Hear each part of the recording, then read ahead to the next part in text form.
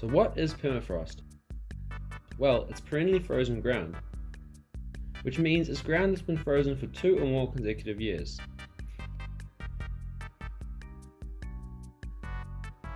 The ground consists of rocks, soils and sediments, and are all bound together by ice.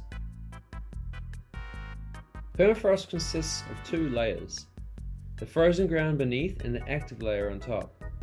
The active layer freezes every winter and thaws every summer, while the permafrost is always frozen and formed during the last glaciation, about 10,000 years ago. Permafrost occurs at high latitudes and high elevations, like mountain belts, where it's cold for most of the year. Permafrost is the foundation for landforms such as lakes. When the permafrost below melts, the lake water drains as the non-frozen soil is permeable. Similarly, it underlays slopes. When it melts, it can cause a slope failure, resulting in destruction for the dwellings below. Now we're going to look at methane release feedback loop. Methane, also known as CH4, it is 25 times more potent than carbon dioxide. It has a lifetime of 10 years. Methane will react with oxygen in the atmosphere to produce carbon dioxide and water. Here is a melting permafrost. There are methanogen in the permafrost, which produce methane. In soil, there are methanotroph, which is a bacteria that oxidizes methane. As the permafrost melts, it will release methane into the atmosphere. In summer, the sun emits shortwave radiations, and the ground will reflect some of the shortwave radiation and longwave radiation. Greenhouse gases in the atmosphere such as carbon dioxide, methane, carbon monoxide will trap some of these radiation, which increase the temperature. As temperature increases, more permafrost will melt, which creates a positive feedback loop.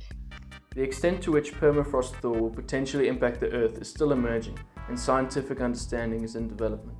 As the topic has only come into circulation over the past decade, there appears to be a fundamental lag in the information becoming publicly available, resulting in poor understanding of the topic.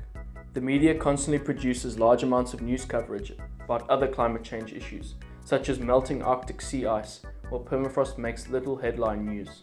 So why? The isolated areas where permafrost is found hold no geographical significance and do not directly threaten any important resources. Governments and corporations do not appear to be working towards any solutions. If resources were threatened, you can bet these institutions would rush to help. The isolation further makes the issue appear to be more localized and not of global concern. However, this is far from the truth. The effects of permafrost thaw will be felt worldwide. To date, no governments have it in their climate change policies. How can we prevent permafrost melt and spread awareness? A group of Harvard scientists have suggested a radical approach for reducing the insulating effect that snow has on permafrost.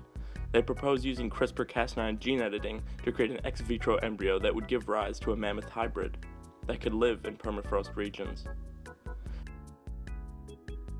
The theory here being that their heavy footfalls will punch through the snow to allow heat to escape and thus reducing melt.